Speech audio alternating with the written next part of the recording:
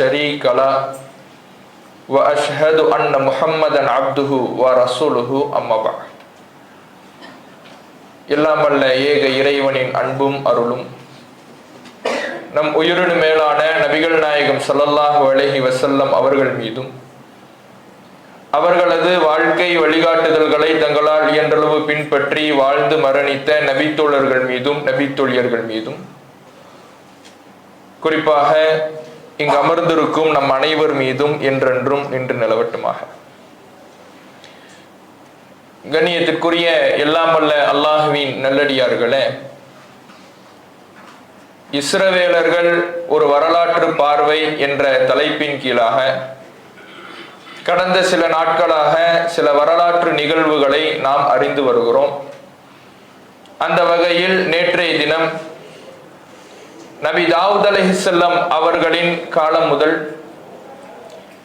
ஈசா அலைஹிஸ்ஸலாம் அவர்கள் காலம் வரை இஸ்ரவேலர்களுடைய வாழ்வு எப்படி இருந்தது, அவர்களுடைய வரலாறு எப்படி அமைந்திருந்தது, சுலைமான் அலைஹிஸ்ஸலாம் அவர்களால் எழுப்பப்பட்ட மஸ்ஜித் பைத்துல் முகத்தஸ் புக்தனஸ்ஸர் என்ற பாபிலோனிய மன்னனால் அழிக்கப்பட்டது, அதன் பின்னால் ஆட்சிக்கு வந்த சைரஸ் என்ற மன்னன் யூதர்களை மீண்டும் ஜெருசலத்தில் வாழ அனுமதித்தார். அப்போது அந்த ஆலயம் மீண்டும் எழுப்பப்பட்டது. அதன் பிறகு ஈசா அலைஹிஸ்ஸலாம் அவர்கள் பிறந்தார்கள். தன்னுடைய தூதுத்துவத்தை மக்களுக்கு எடுத்து சொன்னார்கள். யூதர்கள் ஈசா அலைஹிஸ்ஸலாம் அவர்களை பொய்ப்பித்தார்கள் என்பது வரை நேற்று பார்த்திருந்தோம். ஈசா அலைஹிஸ்ஸலாம் அவர்கள் இறை தூதராக வருவதற்கு முன்பு அந்த யூதர்கள் எங்களுக்கென்று இறைவனிடமிருந்து ஒரு மெசையா வருவார், மெசையான மீட்பர் அப்படின்னா அவர்களுடைய அர்த்தத்தின்படி மீட்பர், ஒரு தூதர், இறைவனிடமிருந்து ஒரு வழிகாட்டி வருவார் என்பதை அவர்கள் எதிர்பார்த்திருந்தாங்க.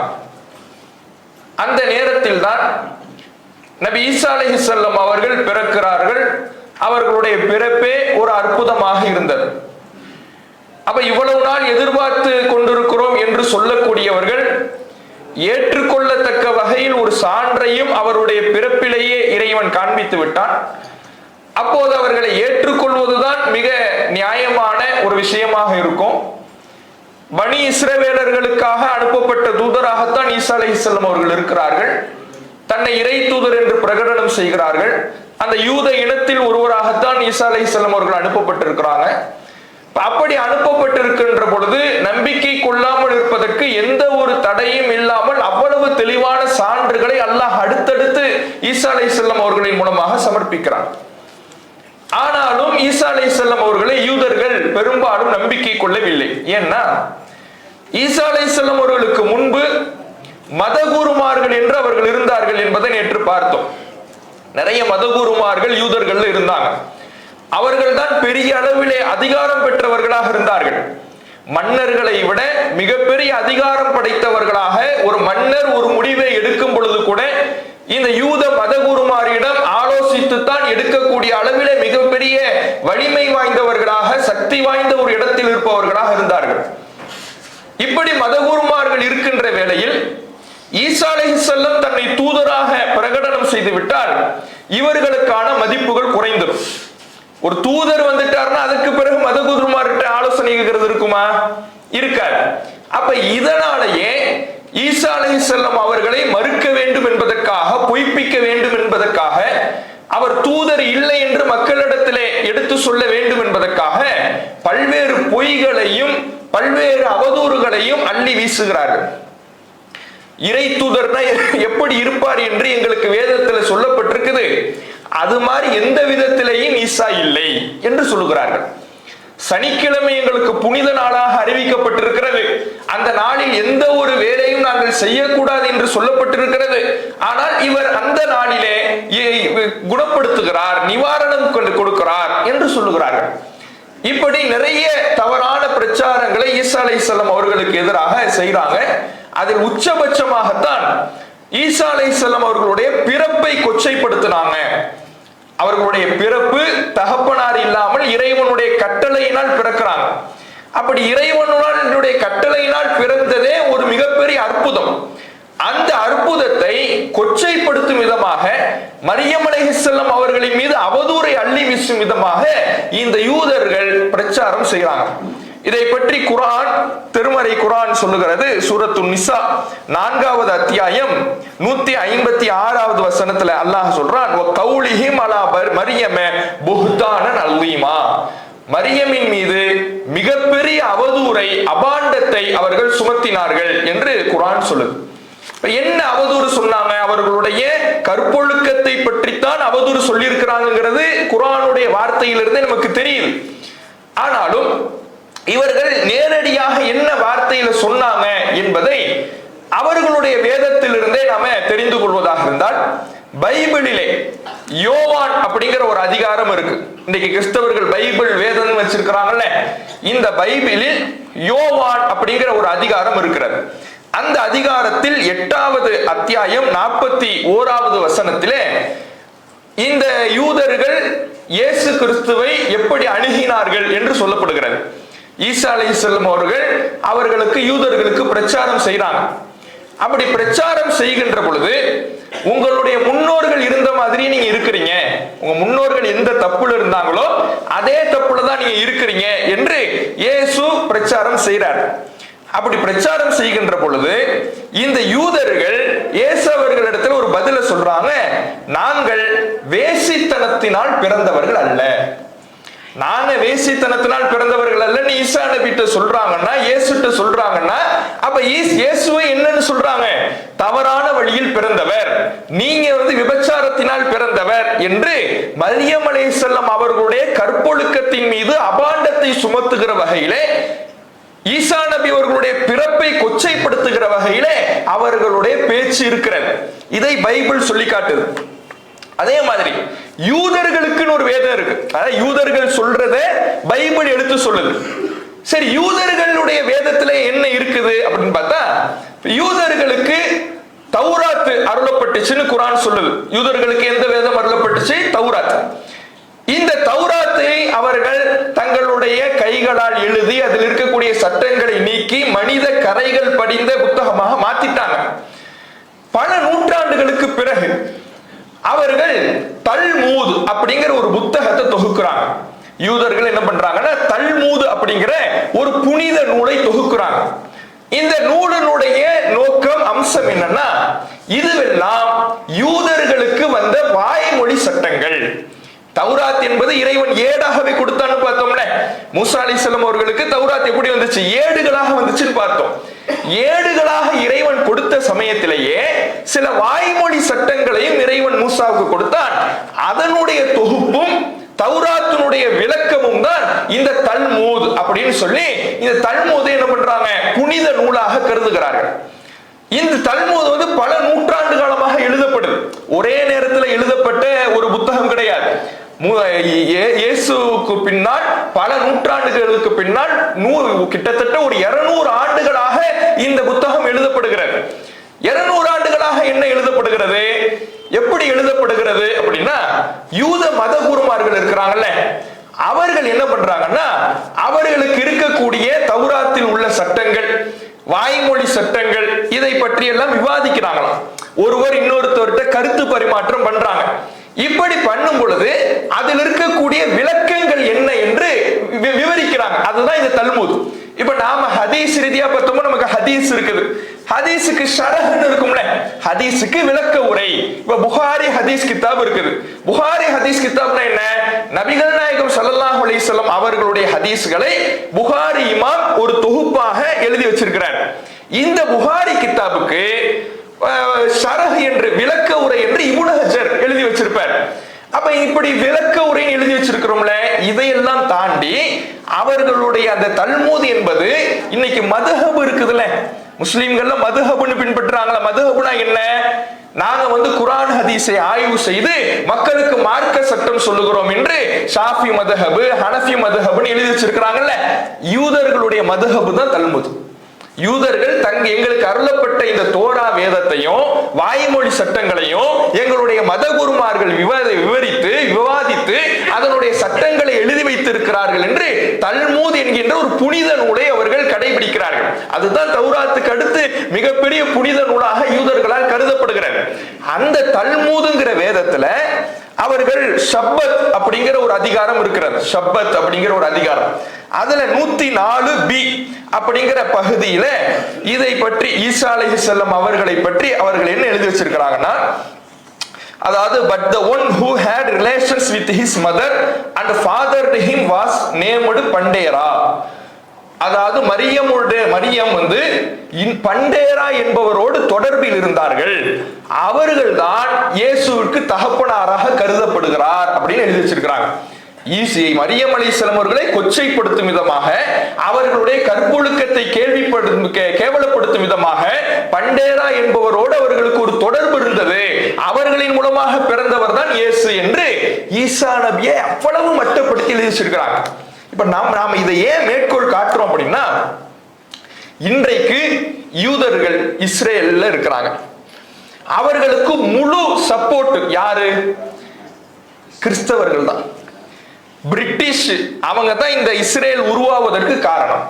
இன்றைக்கு அமெரிக்கா, மொத்த பக்கபலமும் அமெரிக்கா தான்.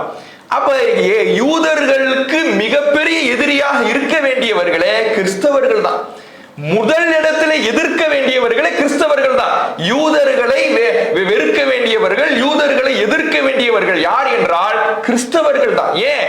அவர்கள் யாரை கடவுளாக மதிக்கிறார்களோ அந்த மரியாளையும், அவர்கள் யாரை கடவுளாக வழிபடுகிறார்களோ அந்த இயேசுவையும் கொச்சைப்படுத்துகின்ற விதமாக, கேவலப்படுத்தும் விதமாக, விபச்சாரத்தில் பிறந்தவர் என்று தங்களுடைய வேதத்திலேயே யூதர்கள் எழுதி வச்சிருக்கிறாங்க. அப்ப யாரை எதிர்க்கணும்? கிறிஸ்தவர்கள் யூதர்கள் எதிர்க்கணும், யூதர்களுக்கு முதல் எதிரியாக நிற்கணும். ஆனா இன்னைக்கு அவங்க 2 பேரும் தான் கை கோர்த்து கொண்டு இன்றைக்கு இந்த உலகத்திலே மிகப்பெரிய குழப்பங்களை விளைவித்துக் கொண்டிருப்பதை பார்க்கிறோம்.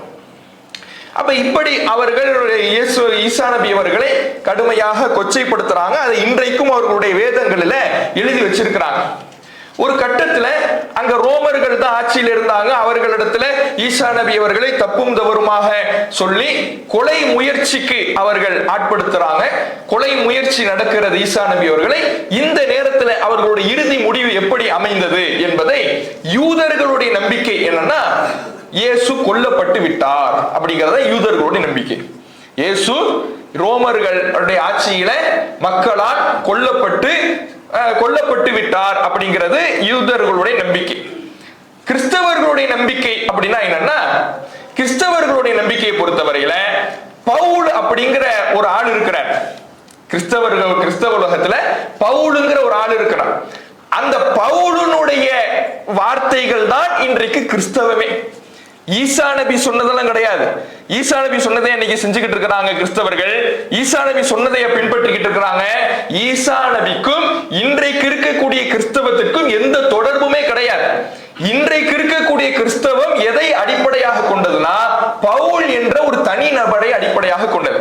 இந்த பவுல் யாருன்னா, ஈசா அலைஹிஸ்ஸலாம் அவர்களுடைய காலத்துக்கு ஒரு 10-15 ஆண்டுகளுக்கு பின்னால் அவன் ஒன்னை எழுதுறான். அவன் வேதம் என்று ஒன்னு எழுதுகிறான். அதைத்தான் இன்றைக்கு பைபிள் என்றும் சுவிசேஷங்கள் என்றும் கிறிஸ்தவ மார்க்கம் என்றும் இன்றைக்கு வழிபட்டு கொண்டிருக்கிறார்கள். அவன் என்ன எழுதுறான்னா, இயேசு கிறிஸ்து அவர் கொல்லப்பட்டு விட்டார்.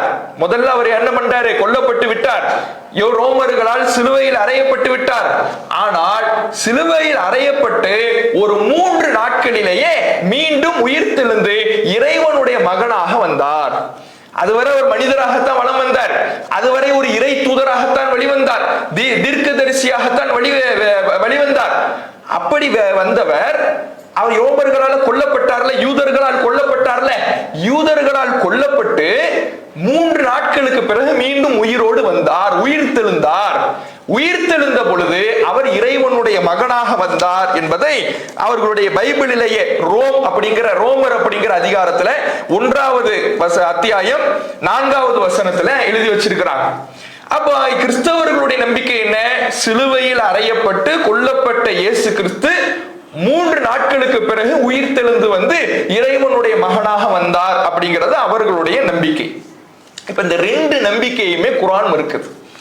யூதர்களுடைய இந்த கொல்லப்பட்டு விட்டார் அப்படிங்கிற நம்பிக்கையை மறுக்கிறது, கொல்லப்பட்டு விட்டு 3 நாட்களுக்கு பிறகு உயிர் தெழுந்து வந்தார் என்கின்ற நம்பிக்கையையும் குர்ஆன் மறுக்கிறது. அல்லாஹ் குர்ஆன்ல சூரத்து நிசாவுல 157வது வசனத்திலே அல்லாஹ் சொல்கிறான், வமா கத்தலூஹு, அவர்கள் அவரை கொல்லவில்லை. யூதர்களுக்கு அல்லாஹ் மறுப்பு சொல்றான், அவர்கள் அவரை கொல்லவில்லை. வமா சலபூஹு, அவர்கள் அவரை சிலுவையிலும் அறையவில்லை, கொலை செய்யவும் இல்ல, சிலுவையிலும் அறையல. அப்ப என்ன நடந்துச்சு? வலாக்கின் சுப்பிஹலஹும், என்றாலும் அவர்களுக்கு ஆள்மாறாட்டம் செய்யப்பட்டது. வேறு ஒருத்தரை பிடிச்சி அவர்தான் இயேசு கிறிஸ்துன்னு நினைச்சு அவரை சிலுவையில் அறைந்தார்கள், கொன்றார்கள். ஈசா நபி அவர்களை கொல்லல, ஈசா நபி அவர்களை சிலுவையில் அறையல. ஈசா நபி போன்ற தோற்றத்தில் இருக்கக்கூடிய வேறொரு நபரை பிடித்து அவரை தான் கொன்றாங்க, அவரை தான் சிலுவையில் அறைந்தார்களே தவிர ஈசா நபி அவர்களை அவர்கள் கொல்லவும் இல்லை, சிலுவையில் அறையவும் இல்லை. அப்ப ஈசா நபி என்ன ஆனாங்க? பல் ரஃபஅஹுல்லாஹு இலைஹி, அல்லாஹ் அவர்களை தன் பக்கம் உயர்த்தி கொண்டான். வானுலகத்துக்கு என்ன பண்ணிக்கிட்டான்? அல்லாஹ் உயர்த்தி கொண்டான். அவர்களை அல்லாஹ் காப்பாற்றி, அவர்களுக்கு எதிராக நடந்த கொலை முயற்சியிலிருந்து அல்லாஹ் காப்பாற்றி அவர்களை அல்லாஹ் வானுலகத்துக்கு உயர்த்தி கொண்டான் என்பதைத்தான் குர்ஆன் சொல்லுகிறது. அப்ப அவர்கள் ஈசா நபி அவர்கள் கொலை செய்யப்படவும் இல்லை, அவர்கள் சிலுவையில் அறையப்படவும் இல்லை, அவர்கள் அல்லாஹ்விடத்திலே உயர்த்தி கொள்ளப்பட்டார்கள் என்பதை நாம பார்க்கிறோம். இத இன்றைக்கு இவர்கள் இந்த பவுலினால் எழுதப்பட்ட இவர்கள் இன்றைக்கு கைகளில் வைத்திருக்கின்ற பைபிள்கள் இதை சொல்லவில்லை என்றாலும் இயேசுனுடைய ஈசா நபியினுடைய நேரடி சீடர்களில் ஒருவராக இருந்த பர்னபா அப்படிங்கிறவர் ஒரு சுவிசேஷம் எழுதியிருக்கிறார். இப்ப பைபிள்ல பாத்தீங்கன்னா நிறைய சுவிசேஷம் வரும், நிறைய அதிகாரங்கள் வருதுல, மார்க்கு, மத்தேயு, லூக்கா, இப்படி நிறைய அதிகாரங்கள் வரும். இதுல இதே மாதிரி பர்னபாங்கிறவரும் ஒரு சுவிசேஷத்தை, ஒரு அதிகாரத்தை எழுதுறார். இவர் யாருன்னா, இவர் ஈசா நபிக்கு நேரடி சீடராக இருந்தவர். இந்த மார்க்கு, மத்தேயு, லூக்கா, பவுல் இவங்க எல்லாம் பின்னாடி வந்தவங்க. பின்னாடி ஈசா நபியை பற்றி எழுதுறேன்னு சொல்லி கற்பனையாக கேள்விப்பட்டதை எல்லாம் எழுதுறோம்னு எழுதுறாங்க. இவர் யாருன்னா, இவர் இயேசுனுடைய நேரடி சீடர் என்று சொல்லப்படுகிறார். அவர் ஒரு சுவிசேஷத்தை எழுதி வச்சிருக்கிறார். அதுல அவர் என்ன சொல்றாருன்னா, அவர் இஸ்லாம் சொல்வதை போன்றே சொல்கிறார். குர்ஆன் சொல்லுதுல்ல, அவர் கொல்லப்படல, அவர் சிலுவையில் அறையப்படல, ஆள்மாறாட்டம் நடந்துச்சு, அவர் வேற யாரையோ பிடிச்சிட்டு போய் கொன்றாங்க, வேற யாரையோ பிடிச்சிட்டு போய் சிலுவையில் அறைஞ்சாங்களே தவிர ஈசா நபி அவர்களை கொலை செய்யவும் இல்லை, சிலுவையில் அறையவும் இல்லை, அல்லாஹ் உயர்த்தி கொண்டான் அப்படின்னு வருதுல. இதையே அவர் எழுதி வச்சிருக்கிறார். அவர் நேரடியாக இயேசுனுடைய சீடராக இருந்தவர். இறைவன் கர்த்தர் உயர்த்தி கொண்டார், அவர் கொலை செய்யப்படவில்லை, சிலுவையில் அறையப்படவில்லை என்று எழுதி வச்சிருக்கிறார். ஆனால் அந்த சுவிசேஷத்தை இன்றைய கிறிஸ்தவர்கள் ஏற்றுக்கொள்வது கிடையாது. அதை தள்ளப்பட்ட சுவிசேஷம். தள்ளப்பட்ட சுவிசேஷம் என்ன? இது ஏற்றுக்கொள்ளத்தக்கது இல்ல, இதுல அவர் தவறா சொல்லிட்டாரு, பொய்யா சொல்லிட்டாருன்னு சொல்லி பெரும்பான்மையான அந்த சுவிசேஷத்துக்கு அது முரணாக இருக்கிற காரணத்தினால அதை ஏற்றுக்கொள்வது கிடையாது. ஆனா அதுதான் உண்மை. ஏன்னா அவர் தான் நேரடி சீடர். நேரடி சீடர் என்ன சொல்றாரோ அதுதானே கரெக்டா இருக்கும். அதை ஏத்துக்காம பின்னாடி எத்தனையோ காலத்துக்கு பின்னாடி வந்த கேள்விப்பட்டதை எல்லாம் எழுதினதை இன்றைக்கு அவர்கள் என்ன பண்ணிட்டு இருக்கிறாங்க? மத நம்பிக்கைகளாக வைத்துக் கொண்டிருக்கிறார்கள் என்பதை பார்க்கிறோம். அப்ப இதுதான் இந்த ஈசா அலைஹிஸ்ஸலாம் அவர்களுடைய இறுதி நிலையை வைத்துத்தான் இந்த 3 மதங்களுக்கான வேறுபாடு வருது. கொல்லப்பட்டு விட்டார் என்று நினைப்பவர்கள் யூதர்கள், சிலுவையில் அறையப்பட்டு 3 நாட்களுக்கு பிறகு உயிர் தெளிந்தார் என்று நம்புபவர்கள் கிறிஸ்தவர்கள். இந்த 2 நடக்கல. இந்த 2 நடந்தது வேற ஆளுக்கு. ஈசா அலைஹிஸ்ஸலாம் அவர்கள் அல்லாஹ்வினால் வானுலகத்துக்கு உயர்த்தி கொள்ளப்பட்டார்கள் என்ற உண்மையை நம்புபவர்கள் தான் முஸ்லிம்கள் என்பது இதிலிருந்து தெளிவாகுது. இப்ப ஈசா அலைஹிஸ்ஸலாம் அவர்கள் அந்த காலகட்டம் ரோமர்களுடைய ஆட்சி காலம் அப்படின்னு பார்த்தோம். இந்த ரோமர்களுடைய ஆட்சி காலத்துல யூதர்களுக்கு அவர்கள் பக்கபலமாகத்தான் இருந்தாங்க. ஏன்னா யூதர்கள் தான் கிறிஸ்தவ இயேசுவுக்கு எதிராக பல பிரச்சாரத்தை செஞ்சு ரோமர்களின் மூலமாக கொலை முயற்சி எல்லாம் செஞ்சாங்க. அப்ப யூதர்களும் ரோமர்களும் ஒரு சப்போர்ட்டாகத்தான் இருக்கிறாங்க. இதுல யூதர் என்ன பண்றான்னா, இவனுங்க என்ன பண்றானுங்கன்னா, அப்பதான் யூத புத்தி திரும்ப வேலை செய்து பாருங்க. இது நம்ம பூமி, ஜெருசலம் என்பது நம்ம பூமி. நம்ம பூமியில வேற ஆள் எப்படி ஆட்சி செய்யலாம்? ஒரு ரோமன் வந்து எப்படி ஆட்சி செய்யலாம்? நம்ம கையில ஆட்சி அதிகாரம் இருக்கணும், நம்மள ஆட்சி அதிகாரத்துல உட்காரணும். வேற ஒருத்தவங்க ஆட்சியில் இருக்கும் பொழுது நம்ம கீழே இருக்கிற நிலைமையில் வருது. அப்ப நம்ம ஆட்சியை கையில் எடுக்கணும்னு சொல்லி ஒரு புரட்சி குழுவை ரோமர்களுக்கு எதிராக ஜெருசலத்திலே உண்டாக்குகிறார்கள். ஜெலாட் அப்படிங்கிற ஒரு புரட்சி குழு, ஜெலாட் அப்படிங்கிற ஒரு புரட்சி குழுவை யூதர்கள் ஆரம்பிக்கிறாங்க. அதுல வந்து நிறைய அவர்களுக்கு மத்தியில அந்த புரட்சி வந்து பரப்பிக்கிட்டே இருக்கிறாங்க. நம்ம கையில ஆட்சி எடுக்கணும்னு ரகசியமாக பரப்பி ஒரு மிகப்பெரிய புரட்சியை வெடிக்க வைத்து ஒரு கட்டத்துல ரோமர்களை வீழ்த்திடுறாங்க. ரோமர்களே என்ன பண்ணிடுறாங்க? ரோம சாம்ராஜ்யம்ங்கிறது எவ்வளவு பெரிய சாம்ராஜ்யம். அதுல இந்த ஜெருசலத்தில் ஆண்டு கொண்டிருந்த ரோமர்களை எதிர்பார்க்காத நேரத்திலே தாக்கி, ஏன்னா சைலண்டா புரட்சி நடந்துகிட்டு இருக்கு.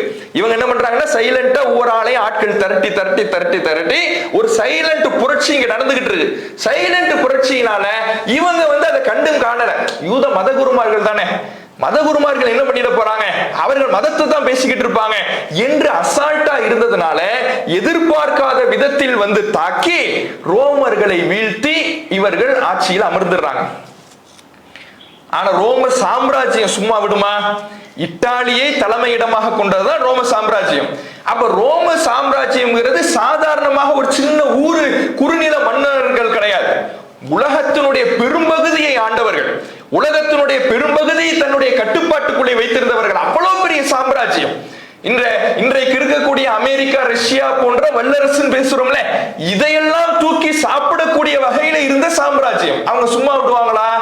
அடுத்து கிபி 70 இது எல்லாமே கிபி 70 நடக்குது. கிபி 70 டைட்டஸ் என்பவனை அனுப்பி வைக்கிறாங்க ரோமர்கள். டைட்டஸ் அப்படிங்கிற ஒரு தளபதியினுடைய தலைமையின் கீழே ஒரு படையை அனுப்பி வைக்கிறாங்க. அனுப்பி வச்சா அவன் துவம்சம் செஞ்சுட்டான்.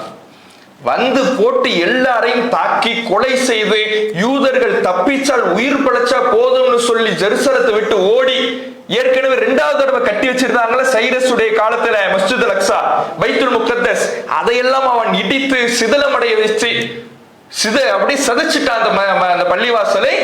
அங்கொண்டு இங்கொண்டு ரொம்ப ஒரு முழுமையான கட்டிடமாக இல்லாமல் சிதைந்து காணப்படுகின்ற அளவுல அதை சிதைத்து யூதர்களை வெட்டி வீழ்த்தி கொலை செய்து கொடூரமாக தாக்கி ரத்த ஆறு ஓடுகின்ற அளவுக்கு மிகப்பெரிய தாக்குதலை அங்க தொடுத்து ஓட விடுகிறான். அங்கிருந்து என்ன பண்றாங்க? தப்பிச்சா புழைச்சோம்னு ஓடுறாங்க. கொஞ்ச நாள் கழியுது. சில யூதர்கள் வந்து அந்த டைட்டஸை சந்திக்கிறாங்க. சந்திச்சு அங்க இருந்த ரோம மன்னனை சந்திச்சு, நாங்க இனிமே எந்த புரட்சியிலையும் ஈடுபட மாட்டோம், எங்களுக்கு ஒரு கல்வி கூட நடத்துறதுக்கு மட்டும் அனுமதி தாங்க அப்படின்னு சொல்லி யோஹானான் பென் சக்காய் அப்படிங்கிற ஒரு யூத மதகுருவனுடைய தலைமையில சில யூதர்கள் வராங்க திரும்ப ஜெருசலத்துக்கு வந்து அங்க ஆட்சி செய்து கொண்டிருந்தவனிடத்துல, நாங்க வந்து எந்த புரட்சியில இனிமே ஈடுபட மாட்டோம், நாங்க அமைதியா இருக்கிறோம், ஒரே ஒரு கல்வி கூட மட்டும் நடத்திக்கிறோம் அப்படின்னு சொல்லி அனுமதி வாங்கி கல்வி கூடத்தை நடத்துகிறார்கள். இந்த கல்வி கூட நடத்தணுங்கிற திட்டம் இருக்குதுல்ல, இந்த திட்டமே எதற்காக என்றால், நாம இனிமேலும் அடி வாங்க முடியாது, அடி வாங்குறோம், எங்கனாலும் நம்மளை விரட்டி அடிக்கிறான். நாம என்ன பண்ணணும்னா நம்முடைய சிந்தனையை, நம்முடைய வரலாறை, நம்முடைய தலைமுறையினருடைய வரலாறை நம்முடைய அடுத்த தலைமுறைக்கு கடத்த வேண்டும், சொல்லிக் கொடுக்க வேண்டும் என்று முடிவு செய்துதான் அவர்கள் ஒரு கல்வி கூடத்துக்கு அனுமதி வாங்கி தங்களுடைய பிள்ளைகளுக்கு தங்களுடைய வேதத்தை போதிக்கிறாங்க, தங்களுடைய வரலாறை போதிக்கிறாங்க. நாம எப்படியெல்லாம் இருந்தோம் தெரியுமா, ஃபிரௌன் எப்படியெல்லாம் நம்மளை ஆட்டி படைச்சான் தெரியுமா, இந்த உலகத்துல எவ்வளவு கொடுமைகளை நம்ம அனுபவிச்சிருக்கிறோம் தெரியுமா, நம்ம எவ்வளவு பாதிக்கப்பட்டிருக்கிறோம் தெரியுமா, இப்படியே அவர்களுடைய பாதிப்புகளை, அவர்களின் மீது செய்யப்பட்ட அடக்குமுறைகளை தங்களுடைய பிள்ளைகளுக்கு சொல்லிக் கொடுத்து வளர்க்கிறாங்க. ஏன் இப்படி சொல்லிக் கொடுத்து வளர்க்கின்ற பொழுது இவர்கள் நாளைக்கு உருவாகும் பொழுது இவர்களின் மூலமாக நிறைய மாற்றங்கள் வரும்.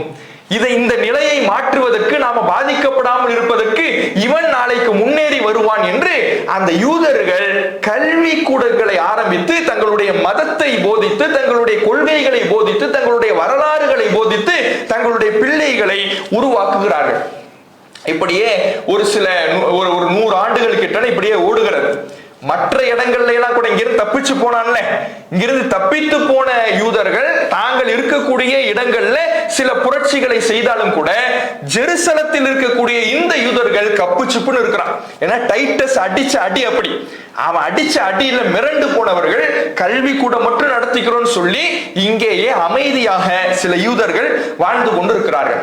இந்த சூழல்ல இவர்கள் இப்படி அமைதியாக இங்க இருக்கிற சூழல்ல இன்னொரு பக்கம் கிறிஸ்தவம் வளர்ந்து கொண்டு இருக்கிறது.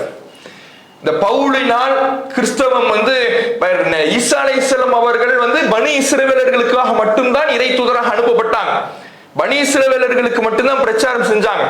இந்த பவுல் அதை உடைத்து ஈசா அலைஹிஸ்ஸலாம் அவர்களுடைய இறைவனுடைய மகன் என்று நிறுவி அந்த கொள்கையை ஒரு பரிதாபத்தின் மூலமாக மக்களிடத்துல கொண்டு செல்றான். என்ன பரிதாபம் பாத்தீங்களா? அவனே ஒரு யூதன் தான், பவுலே ஒரு யூதன் தான், கிறிஸ்தவர்களை ஆரம்பத்தில் எதிர்த்தவன் தான், இயேசுவை எதிர்த்தவன் தான். அவன் பின்னாடி மாறி என்ன பண்றான்னா, பாத்தீங்களா இயேசு கிறிஸ்து எவ்வளவு அமைதியானவர், அவரை போய் அநியாயமா கொண்டுட்டானுங்க பாருங்க, நம்ம இதுக்கு ஏதாவது நம்ம செஞ்சாகணும். இப்படியே பரிதாபத்தை சொல்லி சொல்லி சொல்லி கிறிஸ்தவத்தின் பக்கம் பல மக்களை வென்றெடுக்கிறார்கள். ஏன்னா அநியாயமா கொண்டுட்டாங்க, நாங்க பாதிக்கப்பட்ட சமூகமாக இருக்கிறோம், இப்படி தான் ஒரு பாதிக்கப்பட்டவன் என்பதை நிறுவுகின்ற பொழுது மக்களுடைய கவனம் அங்க வரும்ல. அப்ப அவர் இயேசு இறைவனுடைய மகன், அப்ப கொள்கையை சொல்றான், இயேசு இறைவனுடைய மகன் அப்படின்னு கொள்கையை சொல்லி கிறிஸ்தவத்தின் பக்கம் மக்களை வென்றெடுத்து கொண்டே இருக்கிறார்கள். இப்படியே வென்றெடுத்து கிபி 313 கிபி 300 கிறிஸ்துவிற்கு பின்னால் 313 இன்றைக்கு வருஷம் இன்றைக்கு 2026, இதுல 313 பாத்துங்க. 313 கான்ஸ்டன்டைன் அப்படிங்கிற ரோமாபுரி மன்னன் அவரே கிறிஸ்தவத்தை ஏத்துக்கிறார். ரோமர்களுடைய ஆட்சி தான் நடக்குது. ரோமர்களுடைய கடவுள் கொள்கையை பொறுத்தவரையில அவர்கள் மன்னரைத்தான் வழிபட்டுக்கிட்டு இருப்பாங்க. யாரு மன்னரோ அவரை கடவுளாக வழிபட்டு அவருக்காக பூஜைகள் செய்யக்கூடிய கொள்கை தான் ரோமர்களுடைய கொள்கை, பல தெய்வ வழிபாட்டு கொள்கை. இப்படி இருக்கக்கூடிய அந்த ரோமர்களுடையத்திலேயே கிறிஸ்தவம் புகுந்து ஒரு மன்னரே கிறிஸ்தவத்தை ஏத்துக்கிட்டார்னா, அப்போ அரச மதமாக, அரசனுடைய அங்கீகாரம் பெற்ற மதமாக எது மாறிடும்? கிறிஸ்தவம் மாறிடும். இப்ப ஏற்கனவே பயந்து ஒடுங்கி யூதர்கள் ரோமருடைய சாம்ராஜ்யத்துக்கு கீழே கிடக்குறாங்க. இப்ப கான்ஸ்டன்டைனே கிறிஸ்தவத்தை ஏத்துக்கிட்டார்னா, ஒரு மன்னரே கிறிஸ்தவத்தை ஏத்துக்கிட்டார்னா யூதர்களுக்கு எதிராக கடுமையான அடிகள் விழுகிறது. ஏன்னா கிறிஸ்தவ ஆட்சி ஆயிடுச்சு, கிறிஸ்தவர்கள் எதிர்க்க வேண்டிய முதல் ஆளாக யூதன் தான் இருக்கிறான், அவன் தான் இயேசுவை கொன்றான். அப்படி கொலை செய்த காரணத்தினால் வெறுக்கப்பட்ட ஒரு சமூகமாக எங்கு பார்க்கிறார்களோ அங்கெல்லாம் அடி யூதர்களுக்கு விழுகிறது, விரட்டி அடிக்கிறார்கள். தப்பிச்சா போதும் சொல்லி ஜெருசலத்திலிருந்து வெளியேறி அங்கங்க போறாங்க. எங்க பார்த்தாலும் ரோமர்களுடைய ஆட்சியா இருக்குது, பெரிய சாம்ராஜ்யம்ல. அப்ப எங்க பார்த்தாலும் ரோமர்களுடைய ஆட்சியா இருக்கும் பொழுது எங்கே ரோமர்களுடைய ஆட்சி இல்லாமல் இருக்கிறது தேடி போய் அங்க தஞ்சம் அடைகிறாங்க. அப்படி போனவங்க தான் மதீனாவுக்கு யூதர்கள் வராங்க. ரசூலுல்லாஹ்வுடைய காலத்துல மதீனாவுல யூதர்கள் இருந்தாங்கல்ல, அவங்க எப்படி வராங்கன்னா, இந்த கான்ஸ்டன்டைன் இஸ்லாத்தை ஏற்றுக்கொண்டு, ரோம மன்னன் இஸ்லாத்தை ஏற்றுக்கொண்டு அங்கே பல கொடுமைகள் யூதர்களுக்கு நடக்கும் பொழுதுதான், அவர்கள் தாக்கப்படும் பொழுதுதான் ரோமர்களுடைய ஆட்சி எங்கெல்லாம் இல்லைன்னு பார்த்து அங்க போய் குடியேறிடுவோம்னு சொல்லி வரக்கூடிய சமயத்துலதான் மதீனாவுக்கு யூதர்கள் சிலர் குடியேறாங்க. இப்ப இந்த ரசூலுல்லாஹ்வுடைய காலத்துல நபிகள் நாயகம் ஸல்லல்லாஹு அலைஹி வஸல்லம் அவர்களுக்கும் மஸ்ஜிதுல் அக்ஸாவுக்கும் ஒரு தொடர்பு வருது. எந்த நேரத்துல? நம்ம எல்லோருக்கும் தெரியும், மிஅராஜினுடைய சமயத்துல நபிகள் நாயகம் ஸல்லல்லாஹு அலைஹி வஸல்லம் அவர்கள் விண்ணுலகத்துக்கு அனுப்பி வைக்கப்படுறாங்க. விண்ணுலகத்திற்கு இறைவனால் அழைத்து செல்லப்படுகிறார்கள். அப்படி அழைத்து செல்லப்படும் பொழுது அல்லாஹ்வுடைய தூதர் அவர்கள் மக்காவுடைய வாழ்க்கையில, அதாவது இப்ப கிபி 600க்கு வந்துட்டோம். நம்ம கிபி 600ல தான் ரசூலுல்லாஹ்வுடைய காலம். இந்த கிபி 600கள்ல நபிகள் நாயகம் ஸல்லல்லாஹு அலைஹி வஸல்லம் அவர்கள் மக்காவிலிருந்து மஸ்ஜிதுல் அக்ஸாவிற்கு இரவிலே பயணம் செய்றாங்க. குர்ஆனே இதை பற்றி பேசுகிறது. சுப்ஹானல்லதி அஸ்ரா பி அப்திஹி லைலம் மினல் மஸ்ஜிதுல் ஹராம் இலல் மஸ்ஜிதுல் அக்ஸா. ஒரே இரவில் மஸ்ஜிதுல் ஹராமிலிருந்து மஸ்ஜிதுல் அக்ஸாவிற்கு அழைத்து சென்ற இறைவன் தூய்மையானவன் அப்படின்னு குர்ஆன் பேசுகிறது. அப்ப இரவு நேரத்துல மஸ்ஜிதுல் ஹராம் காபாவிலிருந்து மஸ்ஜிதுல் அக்ஸாவிற்கு அல்லாஹ் நபி ஸல்லல்லாஹு அலைஹி வஸல்லம் அவர்கள் அழைத்து செல்கிறான். எதுல? புராக் அப்படிங்கிற ஒரு வாகனத்துல. இந்த புராக்குங்கிற வாகனம் எப்படின்னா, ஒரு இங்கிருந்து கால் எடுத்து வச்சுச்சுன்னா அடுத்த கால் கண்ணுக்கெட்டுற தூரம் வரை இருக்குமா. கற்பனையை செய்து பார்த்திட முடியாத அளவுக்கான வேகத்தில் செல்லக்கூடிய ஒரு வாகனத்தை நபிகள் நாயகம் ஸல்லல்லாஹு அலைஹி வஸல்லம் அவர்களை அழைத்து செல்வதற்கு இறைவன் அனுப்பி வைத்து மஸ்ஜிதுல் ஹராமிலிருந்து மஸ்ஜிதுல் அக்ஸாவிற்கு அல்லாஹ் அழைத்து செல்கிறான். அப்ப அங்க போறாங்க, மஸ்ஜிதுல் அக்ஸாவுக்குள்ள நுழைகிறாங்க. பள்ளிவாசல்ல நுழைந்து 2 ரக்காத்துகள் அல்லாஹ்வுடைய தூதர் அவர்கள் தொழுதார்கள் என்பதை நாம பார்க்கிறோம். அப்போ டைட்டஸ்ங்கிற மன்னனால சிதைக்கப்பட்டுச்சுல, சிதைக்கப்பட்டாலும் பள்ளிவாசல் உள்ள போய் தொழுகிற வகையில தான் இருந்திருக்குது. இந்த 600 காலமாக கிபி 70ல டைட்டஸால் அழிக்கப்பட்டாலும் ரசூலுல்லாஹ்வுடைய காலம் கிபி 600. இவ்வளவு காலமும் சிதைக்கப்பட்ட பள்ளிவாசல் உள்ள சென்று ஓரளவு தொழுகிற வகையில கட்டிடமாகத்தான் இருந்திருக்கிறதே தவிர தரைமட்டமாக ஆக்கப்படவில்லை என்பதை இதிலிருந்து நாம் என்ன செய்யலாம், தெரிந்து கொள்ளலாம். அப்ப நபிகள் நாயகம் ஸல்லல்லாஹு அலைஹி வஸல்லம் போய் தொழுகிறாங்க. அதுக்கு பிறகு அங்கிருந்து தான் வானுலகத்துக்கு போறாங்க. இதை அடுத்த நாள் மக்காவுல மக்களுக்கு சொல்லும் பொழுது மக்கள்லாம் ரசூலுல்லாஹ்வை பொய்யர்ங்கிறாங்க. ஏன்னா யாராலையும் நம்ப முடியாதுல. ஒரே நைட்டுல இங்கிருந்து ஜெருசலத்துக்கு போனேன் அப்படின்னு அல்லாஹ்வுடைய தூதர் அவர்கள் சொல்றாங்கன்னா எவ்வளவு தூரம். இன்றைக்கு நம்முடைய காலத்தில் இருக்கக்கூடிய டெக்னாலஜியை வச்சு அப்படி போக முடியாது. நம்மிடத்தில் இருக்கக்கூடிய வாகனத்தை வைத்தே போக முடியாது. அப்படியான ஒரு தூரத்தை அன்றைக்கு குதிரை, கோவேறு கழுதை, ஒட்டகம் இருந்த காலத்துல ரசூலுல்லாஹ் போயிட்டு வந்தேன்னு சொல்லும் பொழுது அவர்களை பொய்ப்பிக்கிறார்கள். அப்ப அல்லாஹ் என்ன பண்றான்னா நபிகள் நாயகம் ஸல்லல்லாஹு அலைஹி வஸல்லம் அவர்களை மக்கள் நம்ப வேண்டும் என்பதற்காக, இந்த அற்புதத்தின் மூலமாக பல மக்கள் இஸ்லாத்தை ஏற்க வேண்டும் என்பதற்காக அந்த பைத்துல் முகத்தஸ் மஸ்ஜிதுல் அக்ஸாவுடைய காட்சிகளை என்ன பண்றான்னா அல்லாஹ் அப்படியே காட்டுறான்.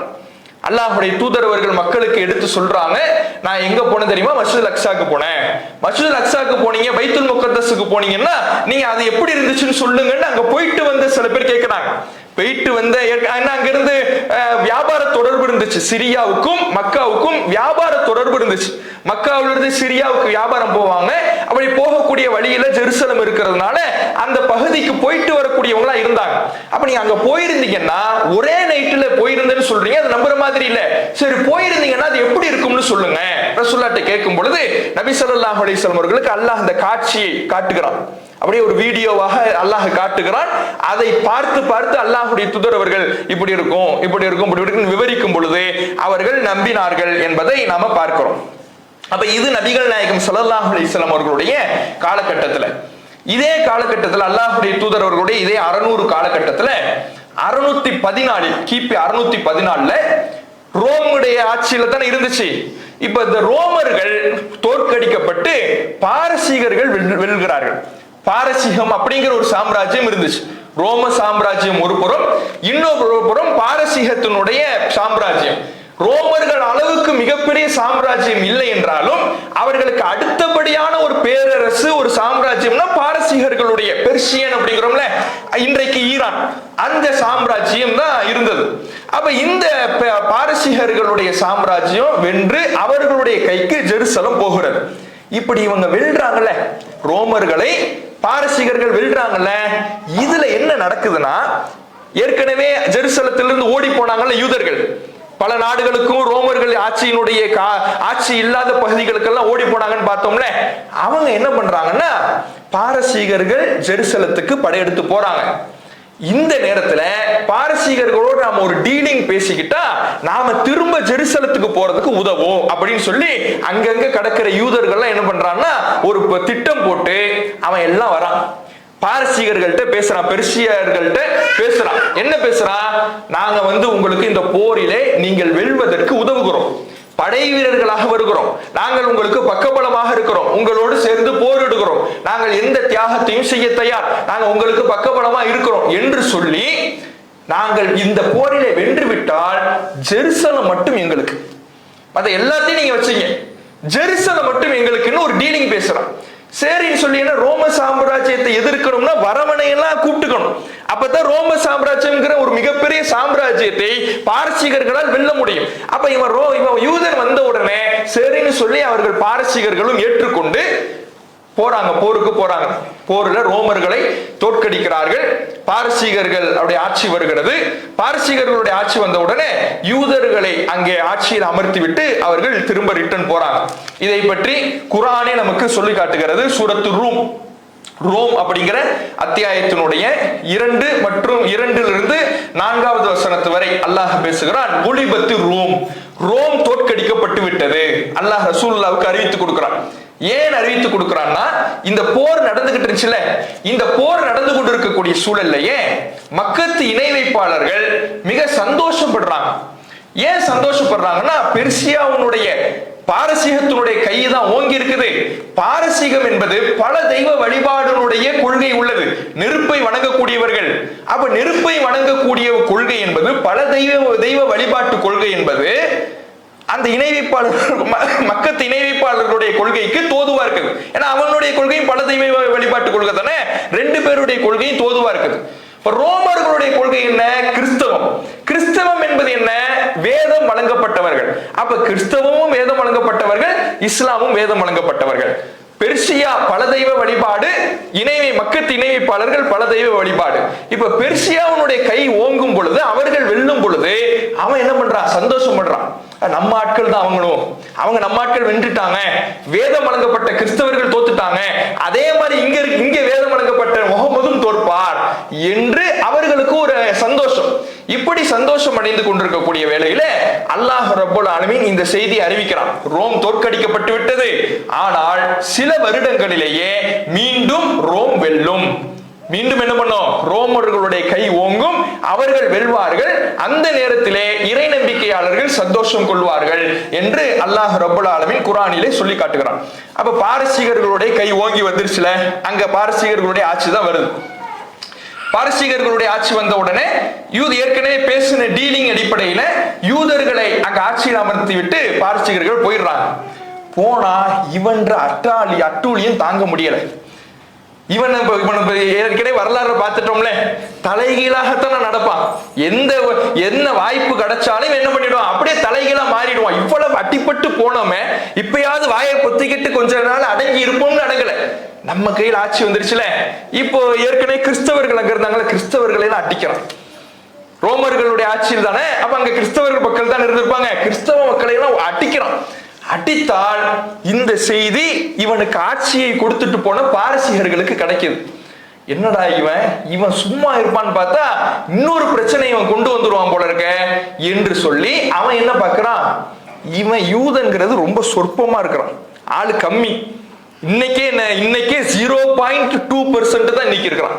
இன்னைக்கு ஒட்டுமொத்த உலகத்துல யூதர்களுடைய சதவீதம் என்ன தெரியுமா? இன்றைய கணக்குப்படியே 0.2% தான். மிக மிக மிக குறைவான எண்ணிக்கையில் உள்ளவர்கள். அப்ப அன்றைக்கு எப்படி இருந்திருப்பாங்க? இவன் ரொம்ப சொற்பமான ஆள் தான், ஆனா கிறிஸ்தவம் பெரும்பான்மையாக இன்றைக்கு வளர்ந்து நிற்கிறது. கிறிஸ்தவ கொள்கை பரவலாக எல்லா மக்களாலும் பின்பற்றப்படுகிற ஒரு கொள்கையாக இருக்கிறது. ரோமர்களால் அதிகாரம் பூர்வமான ஒரு கொள்கையாக இருக்கிறது. அப்ப அவர்களை நம்ம என்ன செய்ய முடியாது? பகச்சிக்க முடியாதுன்னு சொல்லி அவன் வந்து பார்த்தான். இவனை வச்சு இன்னுமே வச்சா சரியில்லைன்னு சொல்லிட்டு அவன் ஆட்சியிலிருந்து இறக்கிட்டு யூதர்களுடைய கையிலேயே ஆட்சியை கொடுத்து விட்டு பாரசீகர்கள் போயிடுறாங்க. இதே கட்டத்துல திரும்ப ரோம சாம்ராஜ்யம் படையெடுத்து வருகிறார்கள், பாரசீகர்களை வீழ்த்துகிறார்கள்.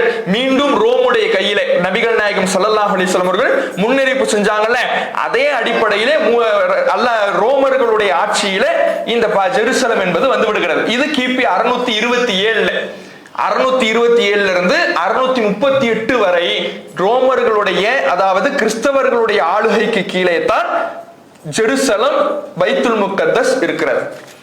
இப்ப அடுத்து நபிகள் நாயகம் ஸல்லல்லாஹு அலைஹி வஸல்லம் அவர்கள் இதற்கு இடைப்பட்ட காலத்துல ஒரு முன்னறிவிப்பை செய்யறாங்க. என்ன முன்னறிவிப்புனா, அல்லாஹ்வுடைய தூதர் அவர்கள் ஒரு 6 முன்னறிவிப்பை செய்யறாங்க. அதுல ஒண்ணு என்னன்னா, மௌத்தி, என்னுடைய மரணம், சமீபத்துல நடக்கக்கூடிய சில காரியங்கள் அல்லாஹ்வுடைய தூதர் அவர்கள் முன்னறிவிப்பு செய்யறாங்க, என் மரணம் நிகழும். அதுக்கு அடுத்து ஃபத்ஹு பைத்துல் முகத்தஸ், பைத்துல் முகத்தஸ் வெற்றி கொள்ளப்படும். இப்ப கிறிஸ்தவர்களுடைய கையில் இருக்குதுல, இந்த கிறிஸ்தவர்களுடைய கையில் இருக்கக்கூடிய பைத்துல் முகத்தஸ் இஸ்லாமியர்களால் வெற்றி கொள்ளப்படும், இஸ்லாமியர்களுடைய கைக்கு கீழே வந்துடும், அதிகாரத்திற்கு கீழே வந்துவிடும் என்று ஒரு முன்னறிவிப்பை அல்லாஹ்வுடைய தூதர் அவர்கள் செய்யறாங்க. இப்ப இன்றைக்கும் இந்த முன்னறிவிப்பை தவறாக பல பேர் வழங்குறாங்க. எப்ப எல்லாம் ஜெருசலத்துக்கும் இஸ்ரேலுக்கும் சண்டை நடக்கிறதோ, பாலஸ்தீன மக்களுக்கும் இஸ்ரேலுக்கும் சண்டை நடக்குதோ, அந்த நேரத்துல எல்லாம் இந்த முன்னறிவிப்பு எடுத்து போடுவாங்க. பைத்துல் முக்கத்தஸ் வெற்றி கொள்ளப்பட இருக்கிறது, இன்னும் கொஞ்ச நாள் நம்ம கைக்கு வந்துடும், இப்படிலாம் எடுத்து போடுவாங்க. அந்த முன்னறிவிப்பு உமர் ரலியல்லாஹு அன்ஹு அவர்களுடைய காலகட்டத்திலே நடந்தேறி விட்டது. அப்ப 627 ரோமர்களுடைய கையில வந்துச்சுல, 638 வரை ரோமர்கள் ஆண்டாங்க. 638ல எர்முக் போர், உமர் ரலியல்லாஹு அன்ஹு அவர்கள் வந்து அவர்களுடைய ஆட்சியில எர்முக் போர் அப்படிங்கிற ஒரு யுத்தம் நடக்கிறது. அந்த யுத்தத்துல அபு உபைதா, அதே போல ஹாலித் பின் வலீத் ரலியல்லாஹு அன்ஹு அவர்கள் இவர்களுடைய தலைமையில சென்ற படை ஜெருசலத்தை வெற்றி கொள்கிறது. பைத்துல் முக்கத்தஸ் இஸ்லாமியர்களுடைய கைக்கு வருகிறது. இப்ப இஸ்லாமியர்களுடைய கைக்கு வரும் பொழுது அங்க ஏற்கனவே இருந்தது கிறிஸ்தவர்களுடைய ஆட்சி தானே. அப்போ அந்த கிறிஸ்தவர் பாதிரியார் என்ன பண்றாருன்னா, உமர் வந்தாதான் நான் இந்த ஜெருசலத்தினுடைய சாவியை நான் ஒப்படைப்பேன் அப்படிங்கிறார். உமர் வந்து நேரடியா வரணும். ஏன்னா உமர் ரலியல்லாஹு அன்ஹு அவர்கள் நேரடியா வரல. மற்ற அபூ உபைதா ரலியல்லாஹு அன்ஹு அவர்களும் ஹாலித் பின் வலீத் ரலியல்லாஹு அன்ஹு அவர்கள் போன்ற சஹாபாக்களுடைய தலைமையில தான் அந்த படை வந்தது, இஸ்லாமிய படை வந்தது. அவர் என்ன சொல்றாருன்னா, உமர் வந்தாதான் நான் ஒப்படைப்பேன் அப்படிங்கிறார். உடனே உமர் ரலியல்லாஹு அன்ஹு அவர்களுக்கு கடிதம் எழுதுறாங்க. உமர் ரலியல்லாஹு அன்ஹு அவர்களும் ஜெருசலத்தை நோக்கி வராங்க. வந்த உடனே அவர் என்ன பண்றாருன்னா, சாவியை ஒப்படைக்கிறார், ஜெருசலத்தினுடைய பொறுப்பை ஒப்படைக்கிறார். ஒப்படைக்கும் பொழுது உமர் ரலியல்லாஹு அன்ஹு அவர்கள் அவர்களோடு ஒரு ஒப்பந்தத்தை செய்யறாங்க. என்ன ஒப்பந்தம்னா, இங்க இருக்கிற நீங்க கிறிஸ்தவர்கள் இங்கே வாழ்ந்துக்கலாம், இங்கேயே குடிமக்களாக இருக்கிற கிறிஸ்தவர்கள் யூதர்கள் இங்கே வாழ்ந்து கொள்ளலாம், ஆனால் ஜிஸ்யா செலுத்திடணும். ரசூலுல்லாஹ்வுடைய ஆட்சி மாதிரி நபிகள் நாயகம் ஸல்லல்லாஹு அலைஹி வஸல்லம் அவர்கள் மதீனாவுல ஆட்சி செஞ்ச சமயத்துல யூதர்கள் இருந்தாங்க, கிறிஸ்தவர்கள் இருந்தாங்க. அவர்கள் இருக்கும் பொழுது அல்லாஹ்வுடைய தூதர் அவர்களுடைய கையில் ஆட்சி வந்த சமயத்துல அல்லாஹ்வுடைய தூதர் போட்ட சட்டம் என்ன, நீங்க இங்க இருக்கிறது இருந்துக்கலாம், அதுக்கு நீங்க என்ன பண்ணணும், ஜிஸ்யாங்கிற வரியை செலுத்திடணும் அப்படின்னாங்களே. அதே போல உமர் ரலியல்லாஹு அன்ஹு அவர்கள் அவர்களுக்கு சொல்றாங்க. அதற்கு பிறகு அந்த பைத்துல் முக்கத்தஸ் ஜெருசல நகர வலம் வராங்க உமர் ரலியல்லாஹு அன்ஹு அவர்கள். போய் பார்த்தா ஒரு சில முக்கியமான இடங்களுக்கு உமர் ரலியல்லாஹு அன்ஹு அவர்கள் போறாங்க. அதுல 2 இடம் என்னன்னா, டூம் ஆஃப் த ராக். இந்த டூம் ஆஃப் த ராக் அப்படின்னா, நபிகள் நாயகம் ஸல்லல்லாஹு அலைஹி வஸல்லம் அவர்கள் மக்காவிலிருந்து பைத்துல் முக்கத்தஸுக்கு வந்தாங்கல்ல மேராஜ் இரவின் பொழுது, அப்ப வந்து இறங்கிய அந்த இடம், அதுதான் டூம் ஆஃப் த ராக். அந்த இடத்துக்கு உமர் ரலியல்லாஹு அன்ஹு அவர்கள் போறாங்க. அதுக்கு பக்கத்திலேயே தான் மஸ்ஜிதுல் அக்ஸா இருக்கு. இந்த டூம் ஆஃப் த ராக்குக்கு பக்கத்திலேயே தான் என்ன இருக்குது, மஸ்ஜிதுல் அக்ஸா பைத்துல் முக்கத்தஸ் இருக்குது.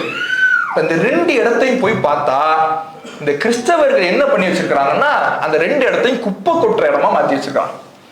அந்த 2 இடம் மஸ்ஜிதுல் அக்ஸாவும் டூம் ஆஃப் த ராக் ரசூலுல்லாஹ் வந்து இறங்கின இடம் இருக்குதுல, இந்த 2 இடத்தையும் குப்பை போடுற இடத்தையாக, கிறிஸ்தவர்களுடைய அசுத்தத்தை போடுகின்ற இடமாக அவர்கள் மாற்றி வைத்திருக்கிறார்கள். அந்த காலத்துல யூதன் வாழ்ந்தான். இன்றைக்கு மஸ்ஜிதுல் அக்ஸாக்கு சொந்தம் கொண்டாடிக்கிட்டு இருக்கான்ல, மஸ்ஜிதுல் அக்ஸாவுக்கு சொந்தம் கொண்டாடுகிற, பைத்துல் முக்கத்தஸுக்கு சொந்தம் கொண்டாடுகிற யூதன் அந்த கிறிஸ்தவர்கள் ஆட்சி செஞ்ச பொழுதே இந்த ஜெருசலத்துல வாழ்ந்தான். அப்ப தன்னுடைய புனித ஆலயம் இப்படி குப்பை கொட்டுறீங்களா பாவிகளா போய் சண்டை போட்டுருக்கணும்ல. இன்னைக்கு நம்மள்ட்ட வந்து உரிமை கொடுறான்ல, அவன் அப்ப கிறிஸ்தவர்கள்ட்ட என்ன பண்ணிருக்கணும், போய் சண்டை போட்டிருக்கணும். அவர்களிடத்துல போய் அந்த ரோமர்கள்ட்ட போய் எங்களுடைய புனித ஆலயத்தை இப்படி அநியாயம் பண்றீங்கன்னு போய் சண்டை போட்டிருக்கணும். அப்படிலாம் போடல, அவன் மட்டும் அங்க வேடிக்கை பார்த்துக்கிட்டு இருந்திருக்கிறான். அந்த கிறிஸ்தவர்கள் குப்பை கொற்ற இடமாக மாற்றி வச்சிருக்கிறாங்க. அப்ப இஸ்லாமியர்களுடைய ஆட்சிக்கு கீழே வந்த உடனே உமர் ரலியல்லாஹு அன்ஹு அவர்கள் சஹாபாக்களோடு சேர்ந்து அவர்கள் அந்த இடத்தை என்ன பண்றாங்க, சுத்தம் பண்றாங்க அப்படிங்கிறத பார்க்கிறோம். இப்படியே போகிறது, காலங்கள் ஓடுகிறது. உமையாக்களுடைய ஆட்சி வருகிறது. உமையாக்களுடைய ஆட்சி வந்த சமயத்துலதான் அந்த இடங்கள்ல மஸ்ஜிதுல் அக்ஸா ஏற்கனவே சிதைக்கப்பட்ட நிலைமையில தான் இருந்துச்சு. அந்த சிதைக்கப்பட்ட இடத்துல மஸ்ஜிதுல் அக்ஸா மீண்டும் கட்டப்படுகிறது. இந்த டூம் ஆஃப் த ராக் இருக்குல்ல, அந்த நபிகள் நாயகம் ஸல்லல்லாஹு அலைஹி வஸல்லம் அவர்கள் வந்து இறங்கிய இடம், அந்த இடத்துல இன்னொரு பள்ளிவாசல் கட்டப்படுகிறது. சஹ்ரா, மஸ்ஜிது சஹ்ரா அப்படிங்கிற ஒரு பள்ளிவாசல் கட்டப்படுகிறது. இன்னைக்கு நமக்கு இன்டர்நெட்ல சமூக வலைதளங்கள்ல மஸ்ஜிதுல் அக்ஸா அப்படின்னு நீங்க போட்டீங்கன்னா ஒரு தங்க கலர் முலாம்பூசின ஒரு இடம் தானே காட்டப்படுது. மஸ்ஜிதுல் அக்ஸானால என்ன காட்டப்படும், ஒரு தங்க டூம் வச்ச இடம் தான் நமக்கு பள்ளிவாசலாக காட்டப்படும். ஆனா அது மஸ்ஜிதுல் அக்ஸாவே கிடையாது, அது மஸ்ஜிது சஹ்ரா. இந்த பாறை இருந்த இடத்துல ரசூலுல்லாஹ் வந்து இறங்கிய இடத்துல ஒரு பள்ளிவாசல் கட்டப்பட்டுச்சுல, அதுதான் இன்றைக்கு நம்ம மஸ்ஜிதுல் அக்ஸான்னு நினைச்சுக்கிட்டு பார்க்கக்கூடிய பள்ளி. அது வந்து மஸ்ஜிதுல் அக்ஸாவே கிடையாது, அது மஸ்ஜிது சஹ்ரா. அந்த சஹ்ரானா பாறை, அந்த பாறைக்கு மேல் கட்டப்பட்ட பள்ளிவாசல். மஸ்ஜிதுல் அக்ஸாங்கிறது அதுக்கு பக்கத்துல தான் இருக்குது. அதுக்கு இந்த மஸ்ஜிதுல் அக்ஸா இப்ப என்ன ஆணுச்சு அப்படிங்கறத நம்ம பார்த்தோம்னா, இப்ப உமையாக்களுடைய ஆட்சியில இந்த 2 பள்ளிவாசல் கட்டப்பட்டுருச்சா, இப்படியே இஸ்லாமியர்களுடைய ஆளுகைக்கு கீழேயே தொடர்ச்சியாக இந்த ஜெருசலம், மஸ்ஜிதுல் அக்ஸா, பைத்துல் முகத்தஸ் இருந்து கொண்டே வருகிறது. பல்வேறு தாக்குதல்களை தொடுத்து பார்த்துக்கிட்டே இருக்கிறாங்க ரோமர்கள். ஆனா அவர்களால் ஒண்ணுமே பண்ண முடியல முஸ்லிம்களை. முஸ்லிம்களுடைய கைதான் ஓங்கி இருக்கிறது. முஸ்லிம்களுடைய ஆளுகையிலிருந்து இதை மீட்டெடுக்க அவர்களால் முடியவே இல்லை. இந்த சமயத்துல கடுமையான அடி வாங்கி விடுகிறார்கள் ரோமர்கள். ஐரோப்பியர்கள் கடுமையான அடி வாங்கி விடுகிறார்கள். அடி வாங்கி தங்களுடைய அவ்வளவு பெரிய சாம்ராஜ்யமாக இருந்தவர்கள் தங்களுடைய ஆளுகையிலிருந்து ஒவ்வொரு பகுதியாக இழந்து மிகப்பெரிய ஒரு நஷ்டத்தை சந்தித்த நிலைமையில போப்பை போய் பார்க்கறாங்க. இன்னைக்கு போப் ஆண்டவர்னு இருக்கிறாங்களே கிறிஸ்தவனுடைய மத குருமாரா. அப்ப அந்த சமயத்துல 1095 கிட்டத்தட்ட இன்னிலிருந்து ஒரு 1000 வருஷத்துக்கு முன்பு 1095ல அப்போ போப்பாக இருந்தவருடைய பெயர் இரண்டாம் அர்பன். அவரை போய் பார்க்கிறாங்க. அவரை போய் பார்த்து, நாம நம்முடைய இயேசு கிறிஸ்து வாழ்ந்த இடம், உயிர்த்தெழுந்த இடம் என்பது இந்த ஜெருசலம், அது இஸ்லாமியர்களுடைய ஆட்சியில இருக்கிறது நல்லது இல்லை அப்படின்னு சொல்லி சில கிறிஸ்தவர்கள் போய் கோரிக்கை வைக்கிறாங்க. ஆனா இந்த கோரிக்கை என்பது மத வழிபாட்டு தலத்தை மீட்பதற்காக அல்ல. அது அவர்களுடைய நோக்கம் கிடையாது. அவர்களுடைய நோக்கம் என்னன்னா, யூரோப்பினுடைய ஆட்சியை வலுப்படுத்தணும், தங்களுடைய அரசு அதிகாரத்தை கொண்டு போகணும் என்பதுதான் அவர்களுடைய நோக்கம். அதற்கு முலாம் பூசுவதற்காக ஒரு காரணத்தை அவர்கள் என்ன உருவாக்கி இருக்கிறாங்கன்னா, இயேசு கிறிஸ்து இந்த ஊர்ல தானே பிறந்தாரு, அவர் உயிர்த்தெழுந்த இடம் இதுதானே, அந்த இடம் எப்படி இஸ்லாமியர்களுடைய கையில் இருக்கலாம்னு சொல்லி ஒரு போப்புட்ட போய் கோரிக்கை வைக்கிறார். அந்த போப்பு என்ன பண்றாருன்னா, உலகத்தில் இருக்கக்கூடிய எல்லா கிறிஸ்தவர்களுக்கும் அவர் ஒரு அறிவிப்பை வெளியிடுறார். என்ன அறிவிப்பு? நாம் ஜெருசலத்தை மீட்க வேண்டும், ஜெருசலம் கிறிஸ்தவர்களுடைய கையில வர வேண்டும், அதற்காக நம்ம முயற்சி பண்ணணும், அதற்காக நம்ம போரிட வேண்டும். இந்த போரிலே நீங்கள் கலந்து கொண்டீர்கள் என்றால் உங்களுடைய பாவங்கள் எல்லாம் மன்னிக்கப்பட்டு விடும் என்று அந்த போப்பு ஒரு அறிவிப்பு செய்கிறார். அறிவிப்பு செய்தால் ஐரோப்பிய தேசங்களிலிருந்து கிறிஸ்தவர்கள் படை திரண்டு லட்சக்கணக்கான பேர் வராங்க. ஒவ்வொருத்தரும் சிலுவையை தூக்கி கொண்டே வருகிறார்கள். சிலுவையை தூக்கி கொண்டே வராங்க. அவர்கள் அதை ஒரு அடையாளமாக, தங்களுடைய அடையாளமாக கொண்டு வருகிறார்கள். அதனாலதான் இந்த போருக்கு பெயர் சிலுவை போர். சிலுவை போர்னு வரலாறு சொல்லுவாங்களே, இந்த போர் இப்பதான் நடக்குது. முஸ்லிம்களுக்கு எதிராக கடுமையான முறையில லட்சக்கணக்கான கிறிஸ்தவர்கள் படை திரண்டு வருகிறார்கள். பார்க்கிற இடங்களில் எல்லாம், வழியில எல்லாம் யூதர்களையும் இவங்க கொள்றாங்க. வழியில அங்கங்க யூதர்கள் இருப்பாங்கல்ல, அந்த யூதர்களையும் கொள்ளுகிறார்கள். இஸ்லாமிய அரசாங்கங்களுக்கு எதிராக கடுமையான முறையில தாக்குதலை தொடுக்கிறார்கள். அந்த சமயத்துல இஸ்லாமிய ஆட்சியாளர்கள், சில திறமையற்ற ஆட்சியாளர்கள் இருந்த காரணத்தினால இஸ்லாமிய ஆட்சியாளர்களால் தாக்கு பிடிக்க முடியல. அப்போ இந்த சிலுவை படை வீரர்கள் கடுமையான முறையில தாக்குதல் தொடுத்து ஒரு கோர தாண்டவம் ஆடி பார்ப்பவர்களை எல்லாம் வெட்டி வீழ்த்தி, எந்த அளவுக்குன்னா இவர்களுடைய கை ஓங்கின உடனே மஸ்ஜிதுல் அக்ஸாவை பாதுகாக்கணுங்கிறதுக்காக முஸ்லிம் மக்கள் ஒரு 70,000 பேர் அந்த மஸ்ஜிதுல் அக்ஸாவை சுத்தி நிக்கிறாங்க. அவர்கள் எல்லோரையும் கொன்று குவிக்கிறார்கள். மஸ்ஜிதுல் அக்ஸாவே பிணக்காடாக மாறி அந்த அத்தனை முஸ்லிம்களும் மஸ்ஜிதுல் அக்ஸாவை காக்க வேண்டும் என்பதற்காக உயிரை விடுகிறார்கள். அப்ப யூதன் எவனும் பாதுகாக்க வரல. இன்னைக்கு சொந்தம் கொண்டாடுறான்ல, பைத்துல் முகத்தஸ் எங்களுக்கு தான் சொந்தம் கொண்டாடுறான்ல, அப்படி சொந்தம் கொண்டாடுகிற அந்த யூதன் எவனுமே அந்த மஸ்ஜிதுல் அக்ஸாவை, பைத்துல் முகத்தஸை பாதுகாக்க சிலுவை யுத்த வீரர்கள் அங்கிருந்து புறப்பட்டு லட்சக்கணக்கான பேர் அநியாயம் செய்த பொழுது, கொடுமை செய்த பொழுது எவனும் பாதுகாக்க வரல. முஸ்லிம்கள் தான் பாதுகாக்க 70,000 பேர் அளவுக்கு கொல்லப்பட்டு அங்கே இரத்த காடாக காட்சி அளிக்கிறது. அப்ப இந்த சூழல்ல திரும்ப முஸ்லிம்களுடைய கை ஓங்குகிறது. சில ஆட்சியாளர்கள், அப்பாசிய கிலாஃபத்தில் இருக்கக்கூடிய ஆட்சியாளர்களுடைய கை ஓங்குகிறது. திரும்ப கிறிஸ்தவர்களுடைய கை ஓங்குகிறது. இப்படியே போய்கொண்டிருந்த வேளையிலே 1187 கிபி 1187 சலாஹுத்தீன் அய்யூபி அப்படிங்கிறவர் வரார். அவர்தான் ஜெருசலத்தை இந்த சிலுவை படை வீரர்களிடமிருந்து, கிறிஸ்தவர்களிடமிருந்து மீட்டி எடுத்து கிட்டத்தட்ட 90 வருஷத்துக்கு பிறகு அவர் தான் முதல்ல போய் மஸ்ஜிதுல் அக்ஸால தொழுகை நடத்துறார். அப்ப இந்த சிலுவை யுத்தம்ங்கிறது கிட்டத்தட்ட 300 வருஷம் நடக்குது. முதலாம் சிலுவை யுத்தம், இரண்டாவது சிலுவை யுத்தம், மூன்றாவது சிலுவை யுத்தம்னு கிட்டத்தட்ட 300 வருஷம் நடக்குது.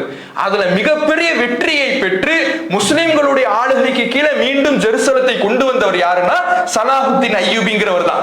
அப்ப இந்த 300 வருட போரினுடைய இறுதியில முஸ்லிம்களுடைய ஆட்சிக்கு கீழே தான் இந்த பைத்துல் முக்கத்தஸ் ஜெருசலம் இருக்கிறது.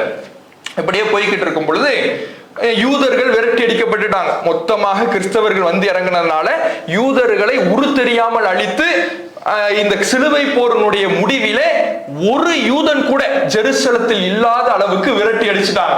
முஸ்லிம்களுடைய ஆட்சிக்கு கீழே தான் கடைசியில இந்த ஜெருசலம் வந்து இருக்கிறது. இப்படியே போய் அங்கங்க யூதர்கள் குடியேறிட்டாங்க. குடியேறிய பிறகு 1895 ரொம்ப பின்னாடி வந்துட்டோம். 1895 அவர்கள் வந்து ஒரு யோசனையே போடுறாங்க, யோசனையை வெளியிடுறாங்க. என்ன யோசனை? நமக்கென்று ஒரு நாடு வேண்டும், நமக்கென்று ஒரு நாடு வேணும். நம்ம ஒவ்வொரு நாடா போறோம், எங்கு பார்த்தாலும் கிறிஸ்தவர்கள் அடிச்சு விரட்டுறான், நம்மளை வாழ விடுறது இல்ல, கொலை செய்யறான், எங்கு பார்த்தாலும் நம்முடைய மக்கள் அடித்து துரத்தப்பட்டுக்கிட்டே இருக்கிறாங்க. இப்ப நமக்கென்று ஒரு நாட்டை நாம் உருவாக்க வேண்டும் என்று ஜியோனிசம், அதான் என்னது ஜியோனிசம், யூத சியோனிசம் நம்ம கேள்விப்பட்டிருப்போம்ல.